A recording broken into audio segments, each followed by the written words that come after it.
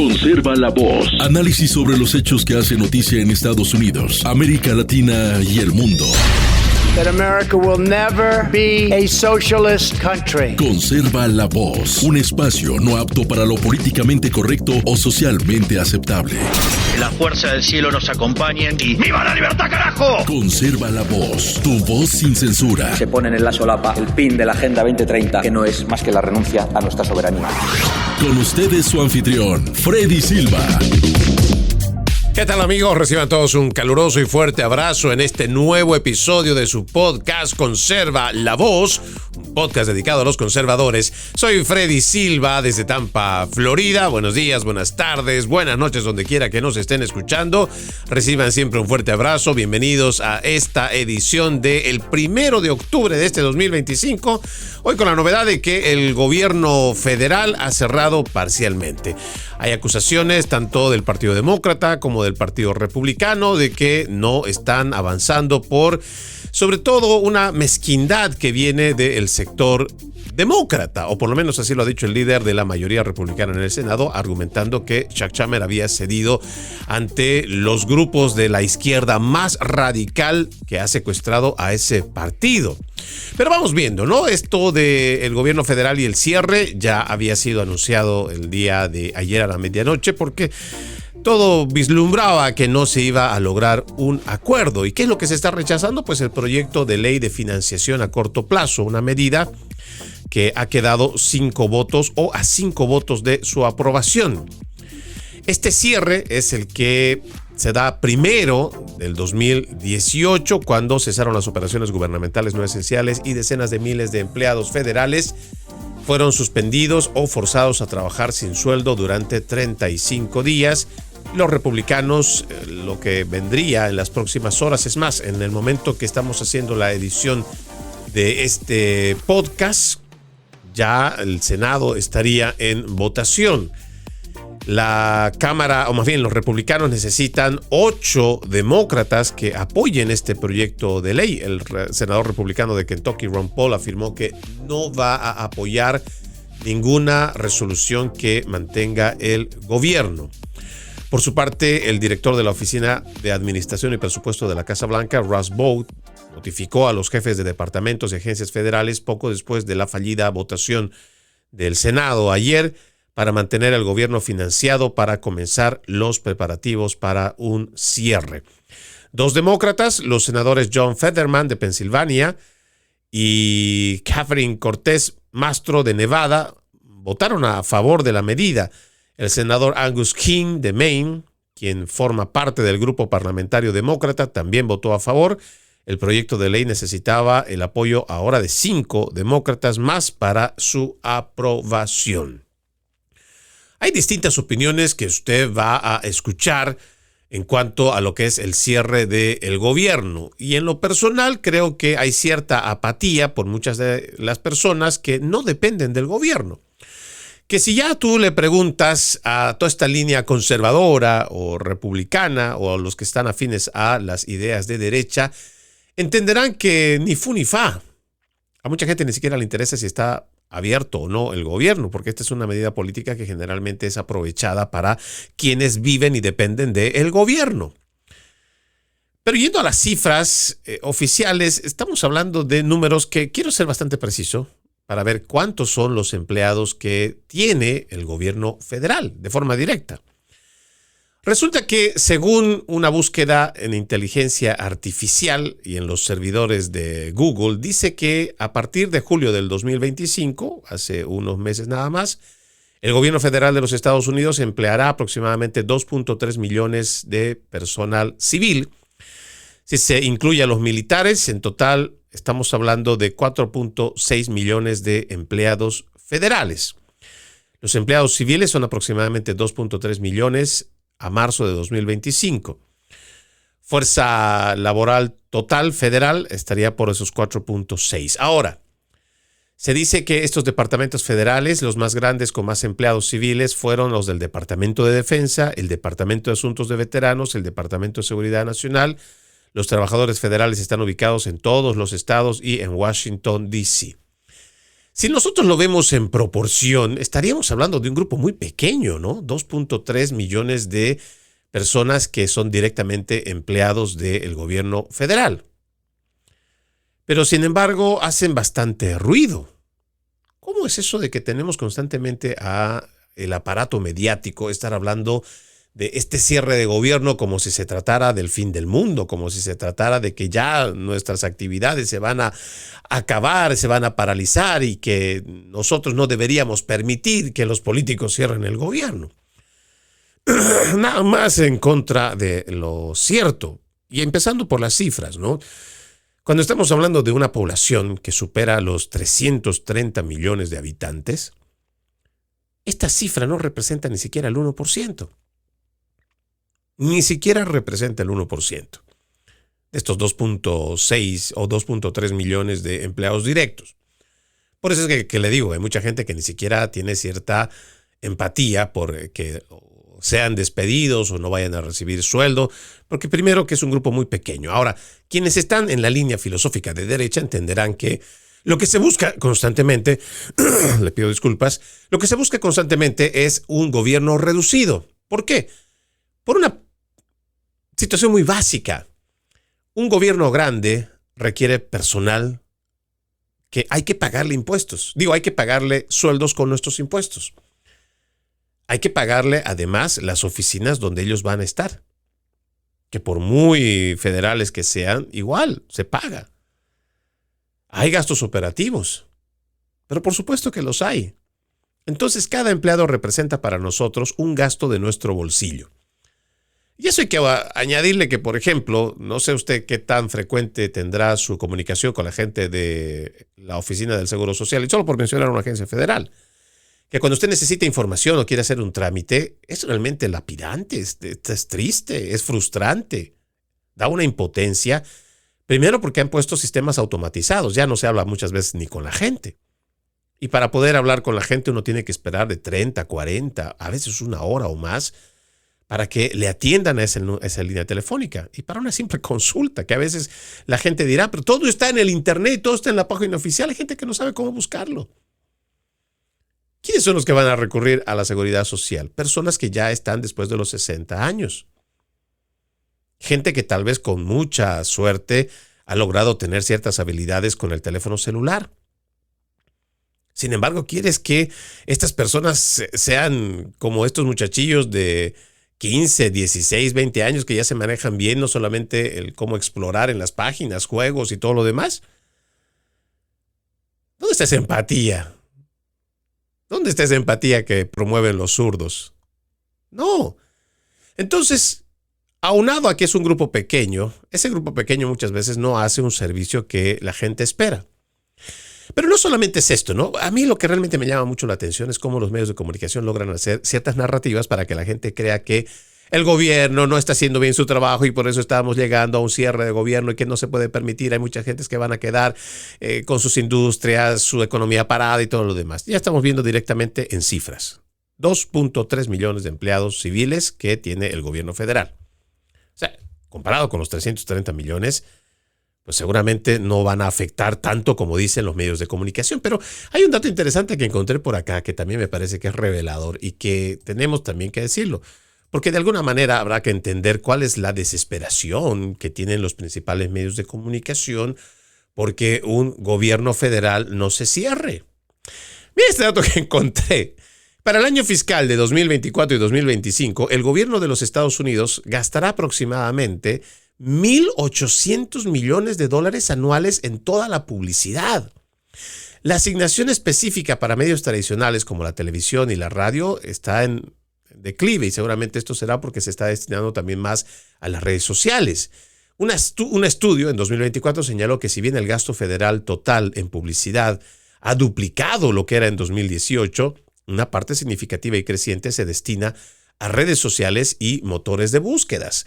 Es difícil aislar los datos específicos sobre el gasto en televisión y radio de las cifras generales, ya que los medios digitales representan actualmente una gran parte de la inversión publicitaria federal. Sin embargo, otros estudios sobre el gasto público ofrecen Contexto sobre el panorama mediático. A ver, ¿quiénes son los que más gastan? El Departamento de Defensa es uno de los mayores anunciantes del gobierno, principalmente para campañas de reclutamiento. Otras áreas importantes del gasto incluyen campañas de concientización pública, de departamentos de salud y servicios humanos, seguridad nacional y el Departamento de Transporte.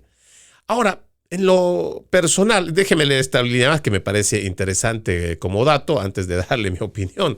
Dice, en el decenio comprendido entre 2014 y 2023, el gobierno federal gastó un total de 14.900 millones de dólares en contratos publicitarios.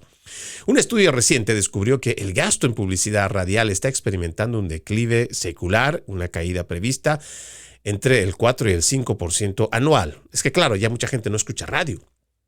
Pero hace muchos años. Si hoy tienes la oportunidad de tener las redes sociales que te informan inmediatamente y con imagen, mucha gente por eso prefiere dejar la radio. Y la radio la escuchan generalmente cuando las personas salen de su trabajo, están en su movilidad, están en su vehículo y van directo a casa. O igual, al revés, pueden estar yendo de casa al trabajo y creo que es la única oportunidad que tienen para escuchar radio. Ya tienes aplicaciones, ya tienes el internet, ya tienes el celular. Por lo general, pues es una tendencia que seguramente va a ir incrementando en los próximos años. Dice, el gasto total en publicidad en Estados Unidos durante todo el ciclo electoral de 2024 en televisión y radio ascendió a casi 4.500 millones de dólares, pero eso incluye campañas políticas más que publicidad gubernamental en general. A nosotros lo que nos compete con este cierre del gobierno es enterarnos de que son 1.800 millones de dólares, los cuales se invierte desde el gobierno federal para estas empresas de medios de comunicación, que por lo general seguramente apostarán en la medida en que están sus ratings de audiencia.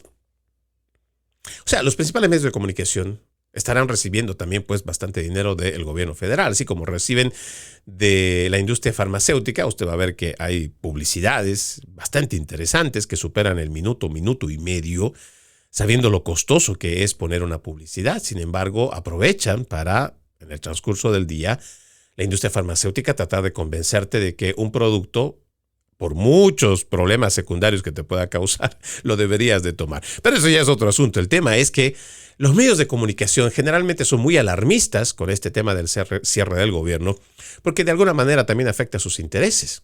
No necesariamente que estén afectando el interés del resto de las personas. Ahora, otra vez, en esta misma línea de la gente de la derecha que está esperando que se tenga un gobierno siempre reducido, porque eso significa un gasto para todas las personas, pues también entenderán que mientras menos personas existan en el gobierno federal, también eso va a significar menos problemas para el resto de las personas. Sí, y en todos los sentidos. Usted recordará que hace unos años nomás habían amenazas de ciertos sindicatos que decían que van a parar el transporte público. ¿Cómo es posible? Y ahora pueden haber demandas muy legítimas y pueden haber reivindicaciones incluso muy legítimas de cada sector. Pero ya cuando estás poniendo en riesgo que miles de personas que tienen que movilizarse para ir al trabajo, para hacer un montón de actividades, y que tú las condiciones en base a lo que tú entiendes es tu necesidad, tu requerimiento, tu reivindicación, pues ahí es donde nosotros tenemos que ver hasta qué punto nos estamos volviendo en una república bananera. Porque esto es muy clásico verlo desde México hasta Argentina, gente que no le importa hacer una manifestación, hacer una huelga, y que si eso depende en quitarle la oportunidad a la persona que va a ir a trabajar, no les importa. Porque primero están sus reivindicaciones, primero están sus exigencias, primero está lo que ellos entienden es lo que es prioritario para ese sector. Y son huelgas que a veces pueden durar semanas. Pequeños sectores que terminan influyendo a gran parte de la población. Pero eso, por ejemplo, se ve o se tergiversa precisamente porque hay intereses. Hay intereses. Y estos son los que tenemos nosotros que aprender a leer entre líneas. Vamos a ir viendo entre los datos también adicionales. A mí me pareció interesante también saber sobre la cantidad de gente o la cantidad de estados que dependen de los fondos federales. Resulta que los estados también, por eso es que ellos, dependiendo, pues, si es un estado que es muy dependiente del gobierno federal, seguramente buscará la forma de cómo hacer más propaganda y buscar los medios de comunicación para llegar a más gente para que se evite un cierre de gobierno. Según estos datos, los estados en Estados Unidos reciben algún tipo de financiación federal en un promedio de 36.1%. 36. Dice que los fondos federales representaron un promedio del 36.1% de los ingresos del gobierno estatal, pero esta cifra no es realmente uniforme, mientras que algunos estados como Alaska y Kentucky reciben más del 37% de sus ingresos del gobierno federal. Otros como Dakota del Norte o el estado de Virginia tuvieron una dependencia mucho menor, representando los fondos federales alrededor del 21%. Aquí, ¿dónde está el problema? ¿O por qué le muestro estos datos? Porque resulta que hay estados que son extremadamente dependientes, como Alaska, como Kentucky, como Mississippi, independientemente de que sean republicanos o demócratas. Quiere decir que hay estados que prefieren estar viviendo en la dependencia de un gobierno en altas cifras. Entonces, situaciones como esta pues les afecta en su diario, en sus actividades diarias, en lo que tienen que desarrollar en sus funciones. Por eso es que nosotros tenemos que ir viendo también cómo Estados Unidos necesita volver a lo que era el siglo pasado, que era un estado en lo general, que era más un administrador, un estado que dejaba que cada estado, o sea, un gobierno que dejara que cada estado sea lo suficientemente, o sea, lo autosuficiente para no depender del gobierno federal. Estas ideas, por ejemplo, que se plantean en esta administración para poder eliminar el Departamento de Educación, todos echaron un grito al cielo y empezaron a despotricar en contra de esta administración. Sin embargo, vean el otro lado, que no le gusta hablar a los medios de comunicación. Si tuviéramos un departamento de Estado, un departamento de educación, del cual dependieran el resto de los estados para poder funcionar, imagínense el día de hoy, estaríamos teniendo a escuelas que no estén mandando a sus hijos a estudiar. O sea, padres de familia que no manden a estudiar a sus hijos a las escuelas porque no hay dinero para pagarle a los profesores. Por eso es que hay que descentralizar. Por eso es esta idea de anular el Departamento de Educación. Cuando solamente usted escucha el grito al cielo que ponen los demócratas, y es porque también lo promueve de esta manera los principales medios de comunicación, no te permiten ver el otro lado de la historia. Mientras más descentralizado sea un estado y no dependa del estado, del gobierno federal, tiene más autonomía. El tener a nuestros estudiantes que dependan de su estado, que dependan de su condado, de su junta escolar, de los padres de familia, o sea, de todo lo que es el aparato estatal, es pues importante. Y seguramente si uno va viendo que en la autosuficiencia que tengan muchas oficinas públicas de cada estado, de cada ciudad, que no dependan del gobierno federal, pues entonces esta amenaza que se hace a través de los medios de comunicación, pues no es una amenaza real.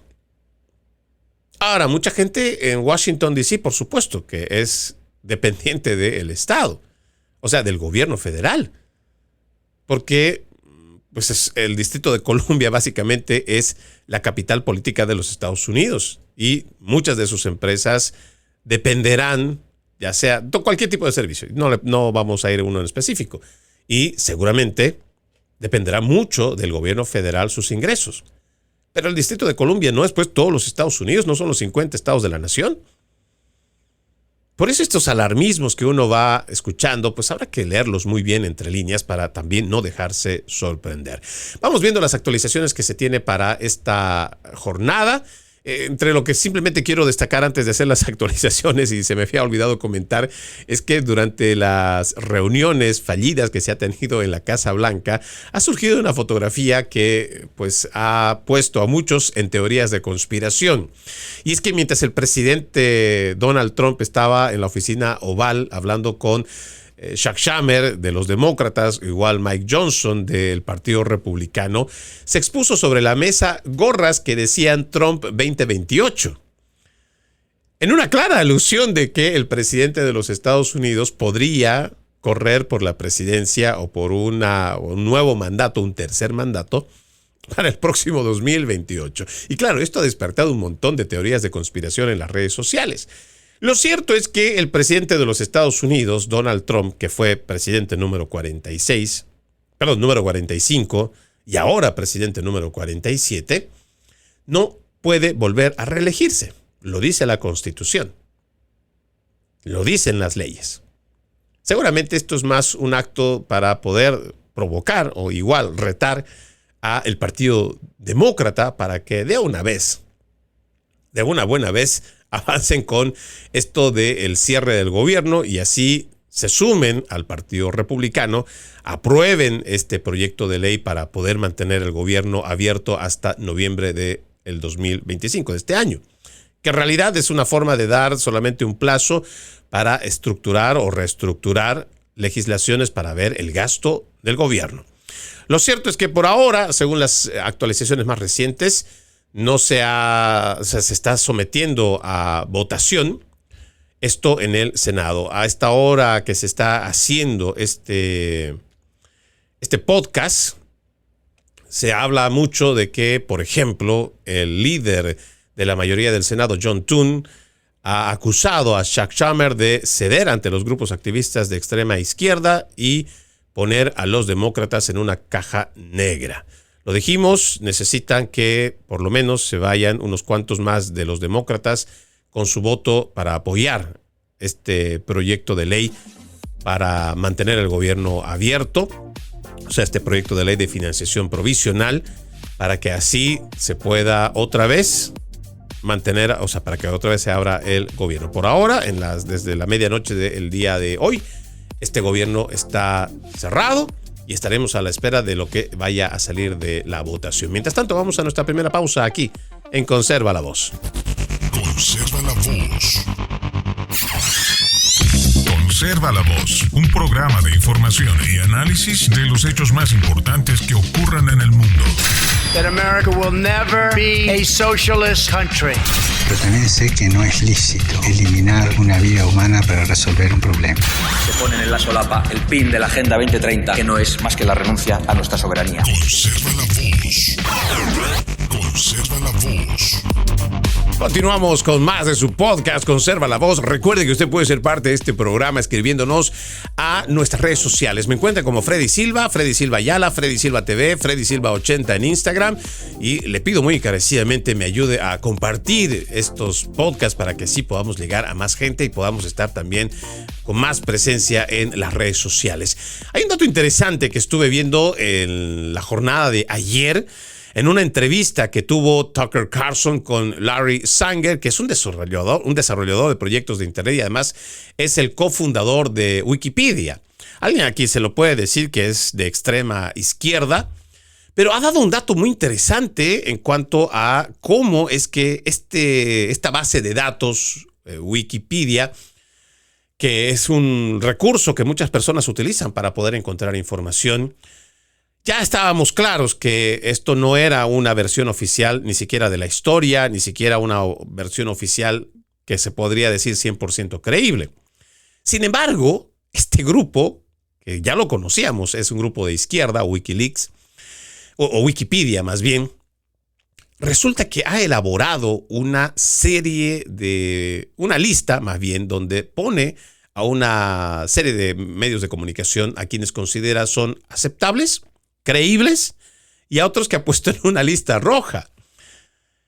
Esto, cuando los demócratas hablan de que hay una Gestapo, que hay un nazismo, o fascismo, o este tipo de argumentos que ellos utilizan, ¿no se darán cuenta que realmente son ellos los que actúan como tal? Fíjense, la ironía. Cuando uno revisa la historia de la Segunda Guerra Mundial, habían listas negras en las cuales habían personas que ya estaban fichadas, que fueran judíos o sean de Polonia, no importa, o sea, había una lista negra que tenían los nazis, a los cuales había que perseguir, había que encontrar, perseguir, algunos torturar, a otros los desaparecieron, los asesinaron. Pero cualquiera diría que la historia no se debería repetir, y mucho menos de esta manera, ya en un siglo XXI, donde se supone hay una sociedad relativamente más evolucionada. Sin embargo, tienes a grupos como Wikipedia, otra vez un recurso al cual muchas personas acuden para encontrar cierta información, pero resulta que ellos elaboran listas para decir, no, estos no sirven, o estos sí sirven.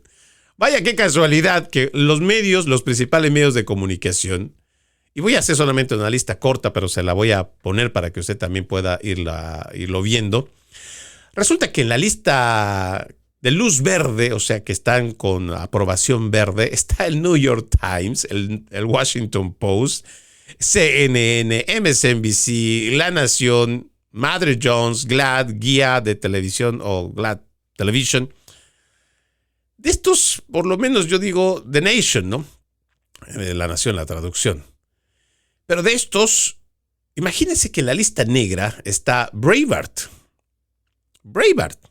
Sí, un periodismo independiente que tiene bastante tiempo, está luchando contra precisamente la desinformación que promueven los principales medios de comunicación. Aquí también está The Epoch Times, Fox News. Es que cuando uno revisa esta lista, uno no puede creer cómo es que, otra vez, Daily Caller, Epoch Times, ya lo dije, Fox News, New York Post, The Federalist, The Gateway Pundit. Los han tildado de medios de comunicación no creíbles, cuando en realidad quienes han difundido más fake news han sido precisamente los principales medios de comunicación. Damos datos para que así usted lo pueda corroborar. Se ha mentido para que los Estados Unidos vaya a la guerra de Irak. Donald Rumsfeld, con todo el equipo del republicano George Bush hijo, dijeron ante la opinión pública que habían armas de destrucción masiva, listas para atacar a los Estados Unidos como objetivo. Sin embargo, nada de esto fue cierto. Al final del día, ¿quiénes son los que propagaron la indignación? ¿Quiénes fueron los que propagaron todo este bulo, todo este fake news? Los principales medios de comunicación. ¿A cuántos les han quitado la licencia? A ninguno. Pero mintieron, ¿verdad? Veamos en las elecciones de 2016.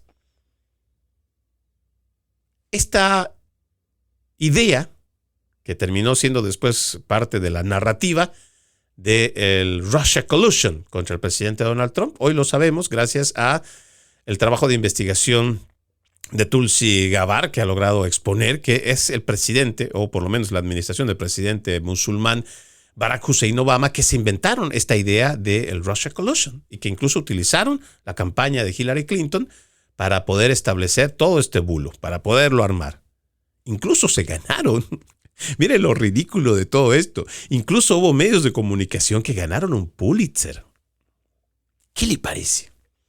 A base de una mentira, a base de un supuesto. ¿Cuántas disculpas se han dado de ello? Hasta el día de hoy, 1 de octubre de este 2025, no hemos visto disculpa. Vamos un poco más adelante. El tema de la computadora portátil de Hunter Biden, que todo el mundo decía que eso era parte también de la intromisión rusa. Interferencia electoral de Rusia. Incluso se atrevieron a conseguir firmas de 50 agentes y exagentes de inteligencia para decir que eso era irrefutablemente parte de una interferencia electoral rusa. Nadie les había pedido y nadie les dijo que firmaran ni nada, pero ellos lo hicieron. ¿Quiénes son los que han sido castigados por esto? ¿Sabe quién fue castigado? El New York Post. Sí, el mismo que está en esta lista negra. El único que se tomó la molestia de hacer un trabajo de investigación, de peritaje, incluso haber hecho al punto de haber llegado a dónde se terminó derivando la computadora portátil de Hunter Biden, porque esto se había ya dado a conocer en el 2019. Los agentes federales ya tenían esta computadora de Hunter Biden en su poder el 2019 y el escándalo recién sale el 2020, porque se tomaron toda la molestia del tiempo para hacer peritajes, trabajos de investigación. ¿Y saben a quién fue el único que censuraron, cancelaron? Fue al New York Post, al que expuso plenamente toda la información que había en esa computadora. Y que al final los mismos agentes federales terminaron reconociendo que sí, es cierto. Todo lo que está ahí no se ha modificado. Le mintieron al pueblo estadounidense. Desinformaron. ¿Cuántos están cerrados, amonestados o les han quitado su licencia de la FCC? Ni uno. ¿Cuántos han tenido la hidalguía de reconocer? Estos mismos sinvergüenzas del New York Times, del Washington Post, de CNN, MSNBC, The Nation, TV Guide. ¿Cuál de estos ha reconocido públicamente una disculpa con el New York Post? Ninguno. ¿Cuántos se han disculpado con su audiencia por haber mentido con respecto a la computadora portátil de Hunter Biden? Yo no he visto ninguno. Estas son las cosas que nosotros tenemos que ir viendo para saber cuáles son los recursos, porque usted va y trata de encontrar en Wikipedia esta información y muchos piensan que esta es una información veraz, segura, pero no, tienen intereses. Lo que decíamos el día de ayer con el tema en otros programas con relación a la inteligencia artificial. No, la inteligencia artificial no tiene inteligencia pura, nata, que venga, que le origine una idea. No tienen. La inteligencia artificial no es más que una caja de metadatos que tiene unos procesadores ultra rápidos que te reúnen la información, te la seleccionan y te van dando respuestas a lo que estás preguntando. Nada más. Entonces depende de qué información le pongas para que tú sepas lo que te están dando de conocimiento. Wikipedia es lo mismo. Hay intereses de la izquierda desde hace mucho tiempo que ponen sus datos ahí. Y ahora, en esta entrevista que ha tenido Tucker Carlson con esta persona, se logra desnudar que todavía en este siglo XXI, en este año 2025, tenemos a empresas como Wikipedia que se creen la policía del pensamiento o se creen algún tipo de jurado o algún estrado internacional de la censura o de la verdad, cualquiera de los dos que usted quiera elegir, para decir, ok, estos son buenos, estos son creíbles y estos les vas a escuchar. Pero no, a estos que son disidentes no los escuches, no tienen credibilidad, no son buenos, no necesitas siquiera verlos. ¿Qué le parece? Listas negras en pleno siglo XXI. Déjeme ver por acá y quiero cambiar totalmente de tema. Es que estuve revisando la prensa progresista y también revisando algunos chats, porque existe mucha molestia después de que se ha anunciado que este Benito, ya ni siquiera me acuerdo el nombre, el apellido de pila, pero sé que su apellido materno es Ocasio.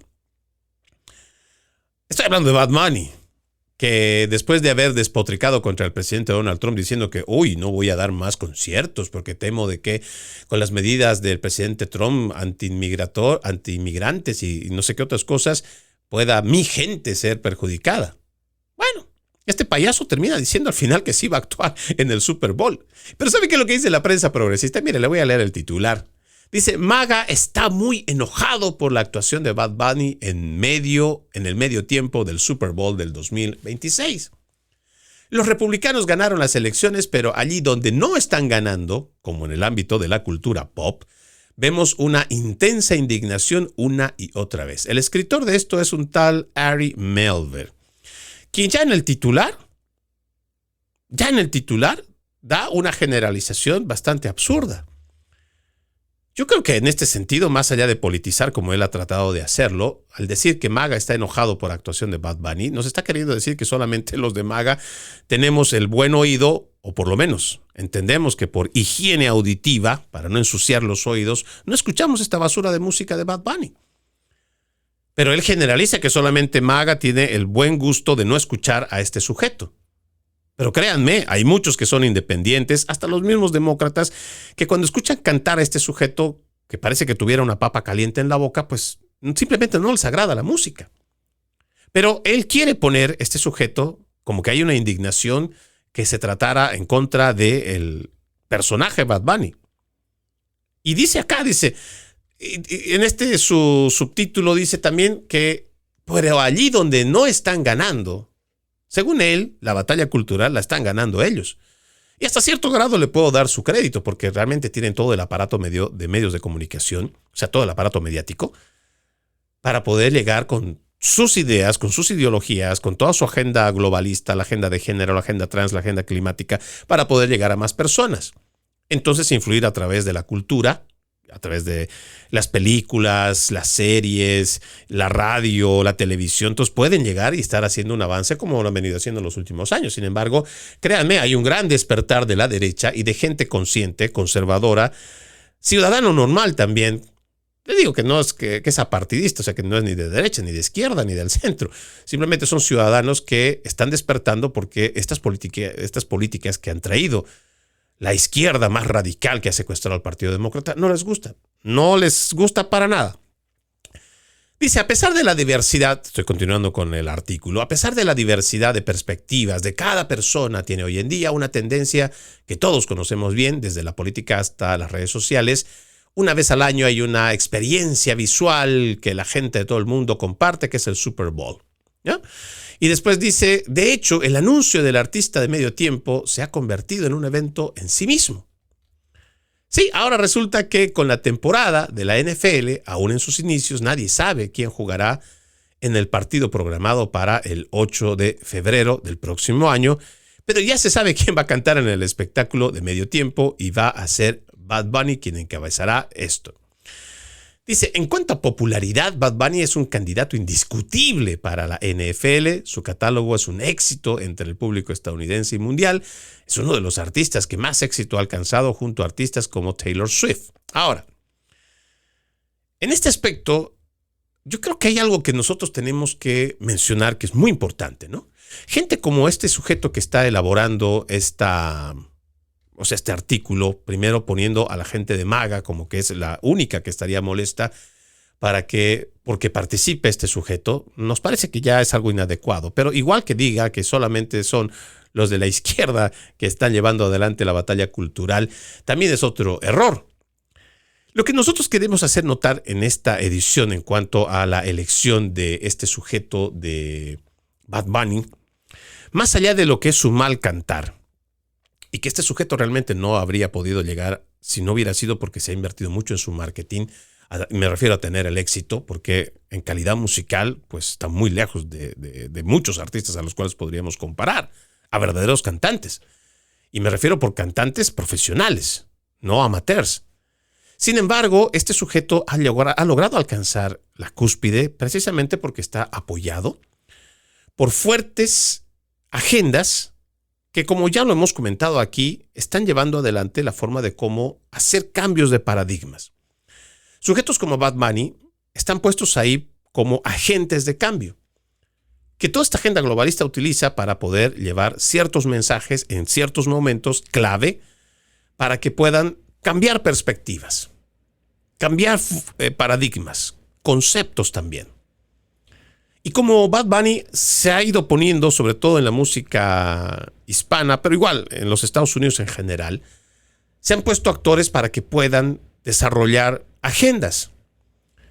El caso que podríamos nosotros mencionar y que creo que mucha gente lo podría entender. El tema de Ricky Martin, otro puertorriqueño, que cuando ya alcance la cúspide, ya cuando hace todos los crossovers, este joven Ricky Martin confiesa que es homosexual, que tal vez era algo que ya se venía a venir hace muchos años. Pero entonces se le da aún más publicidad. ¿Cuál es el objetivo? Había una agenda que necesitaba ser apoyada. Esta Agenda 2030 no viene en su relanzamiento del 2015, como muchas personas lo piensan, no. Esta Agenda 2030 nace en 1995 con esta perspectiva de género que se estipula en las Naciones Unidas, en la Cumbre Internacional de la Mujer en Pekín.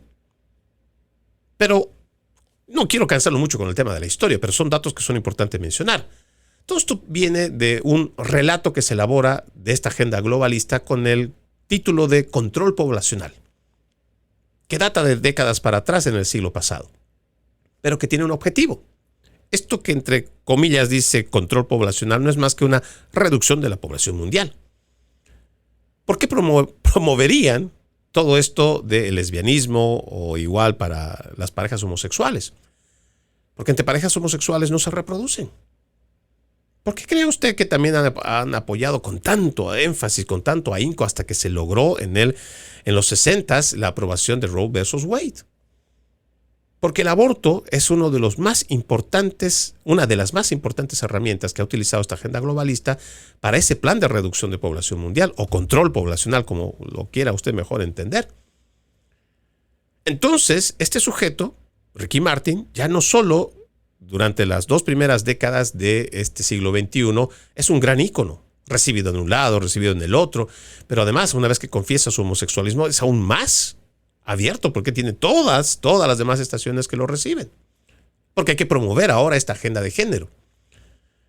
Lo siguiente es que el joven dice, bueno, me voy a casar. Y creo que cada quien tiene derecho a elegir con quién va a estar, no importa que sea una pareja del mismo sexo. El tema parte por esto de de rentar o alquilar un vientre para tener los hijos. O igual la adopción de parejas homosexuales. Porque entonces ya empieza a cambiar un concepto que nos parece que es extremadamente importante que nosotros no perdamos el hilo. Se supone que la adopción de un niño es porque el niño tiene el derecho a que se le restituya la familia que ha perdido.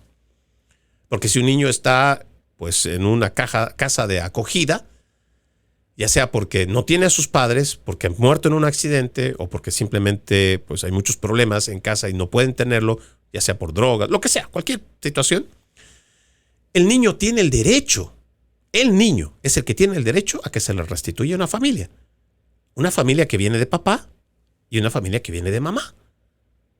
Porque hasta el día de hoy, si usted pone a 2 hombres en una casa para que puedan engendrar, no sé, pues con cualquier tipo de práctica sexual, no pueden tener hijos. Igual que si usted pone a 2 mujeres igual a buscar la forma de cómo engendrar por sí mismas, no pueden, naturalmente no se puede. Incluso con todos estos avances tecnológicos, la ciencia necesita del espermatozoide de un hombre. Sí, no hay que darle tantas vueltas. Entonces, aquí otra vez el concepto que se ha perdido. ¿Por qué? Porque estos agentes de cambio son los que terminan llevando esta narrativa para que existan cambios de percepción. Porque ahora ya se ha reemplazado ese derecho del niño a que se le restituya a la familia. Ahora existe el derecho del hombre o de la mujer o de la pareja para ser padres. Mire cómo van cambiando las cosas. Ahora, no estoy diciendo que todas las parejas gays o todas las parejas lesbianas abusen de los niños que adoptan. No, eso sería una mentira. Pero hay datos que nos parecen muy preocupantes y hay parejas de las cuales hacían incluso exposición de sus hijos y los ponían en redes sociales cuando los abusaban. Cuando se plantea que mucha de esta agenda quiere pervertir, y ojo, estamos hablando de la agenda globalista, de la agenda de género, la agenda trans, su propósito es pervertir, confundir a los niños, es porque al ser una agenda estéril, que como no se reproduce, necesitan reclutas constantes. Y para ello necesitan que exista una confusión identitaria para atraerlos y reclutarlos a esta agenda. Por eso decimos que es una agenda perversa. Pero tienen estos agentes de cambio que están o en la industria de Hollywood o igual en la industria musical o igual en Netflix o en cualquier otra plataforma que llevan adelante este tipo de mensajes a través de ingeniería social. No es novedad y tampoco es casualidad que usted vea a artistas de renombre que son parte de esta agenda, algunos consciente, otros inconscientemente. No hay que ir muy lejos. Revise usted parejas de Hollywood o personajes de Hollywood que sus hijos son trans y usted va a ver una larga lista. ¿Por qué?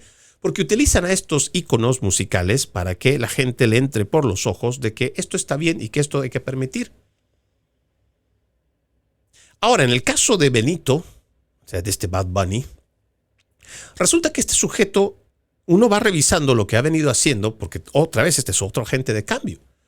Este es un sujeto que ha venido no solamente con sus letras a denigrar a la mujer, ¿verdad? O sea, hay que solamente ir revisando muchas de las letras que tiene sus canciones y a las mujeres de prostitutas casi no las baja.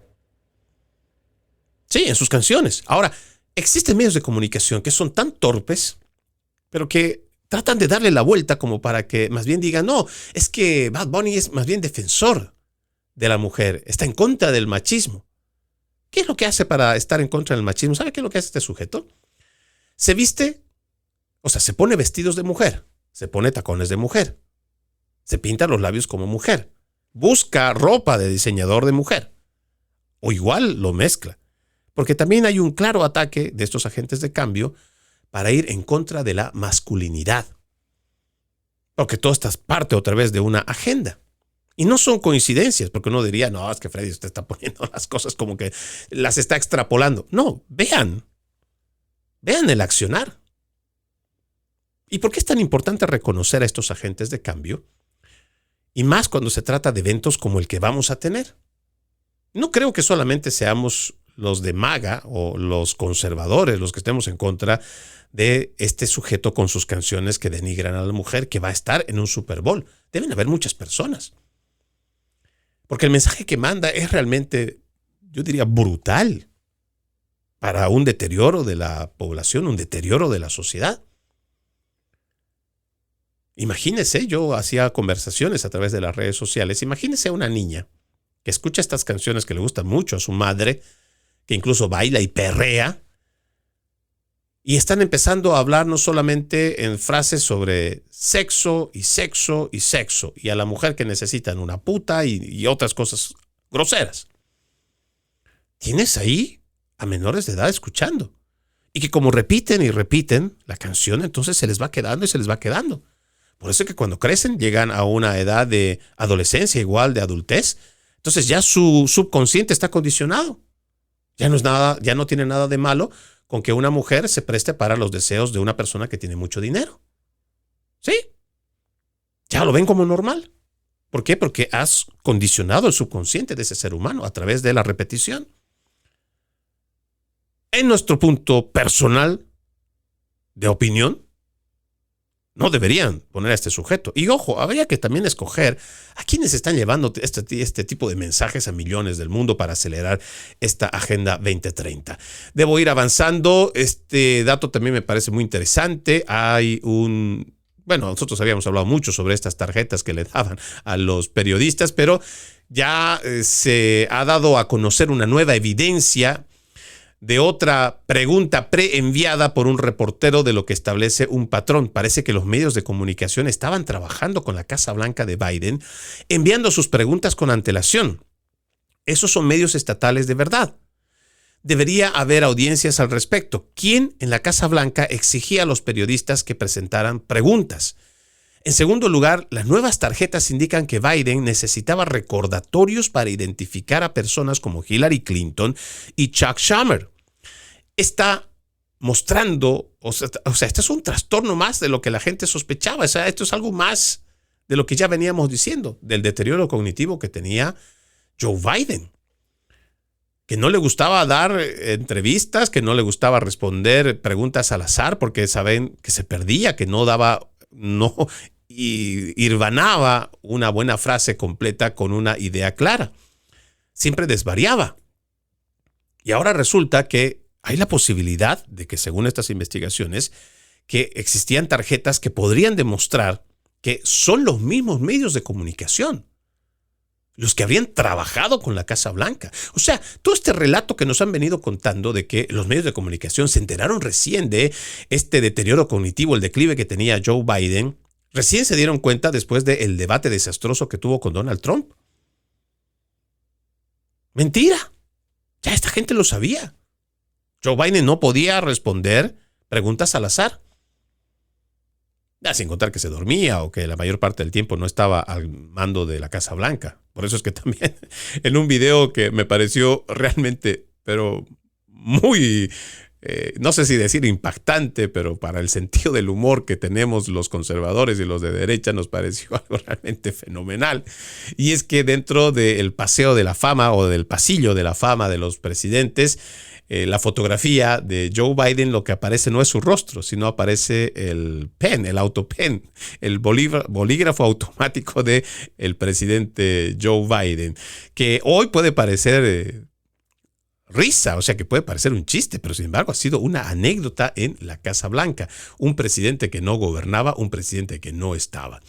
Déjeme darle otro dato. Resulta que, ya para ir finalizando, déjeme contarle que el escuadrón antibombas ha detonado un dispositivo sospechoso antes del primer evento de Turning Point USA en Utah y que no hay todavía mucha información de esto, sin embargo me parece que es parte de la agenda que ha marcado esta jornada. Este dispositivo sospechoso detonado por las fuerzas del orden que llegaron hasta el lugar a la Universidad Estatal de Utah antes del primer evento de Turning Point en el estado desde el asesinato de Charlie Kirk. La institución ya estaba tomando medidas de seguridad adicionales ante la creciente preocupación. Según el comunicado, se localizó el dispositivo cerca del exterior de Old Main, un edificio del campus, aunque se consideró que el dispositivo no era un explosivo. De todas formas, fue detonado por un escuadrón antibombas. Esto nos quiere simplemente dar un mensaje que me parece que es muy importante, de que las autoridades están al pendiente de lo que vaya a ocurrir, que lo que se supone debe ser una reunión de debates, de ideas, de intercambios de ideas, no escale a violencia, que los jóvenes, sobre todo en las universidades, no se radicalicen y que exista la apertura al diálogo.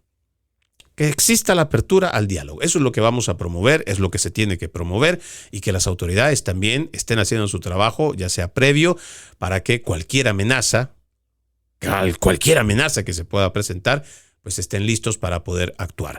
Soy Freddy Silva desde Tampa, Florida. Buenos días, buenas tardes, buenas noches, donde quiera que me hayan escuchado. Antes de irme, como siempre, un extracto de la palabra. He aquí, yo estoy a la puerta y llamo. Si alguno oye mi voz y abre la puerta, entraré a él y cenaré con él y él conmigo. El libro de Revelaciones, capítulo 3, versículo 20. Tengan todos un bendecido resto de jornada y, como siempre, ejercitemos la decencia, que nada nos cuesta. Permiso.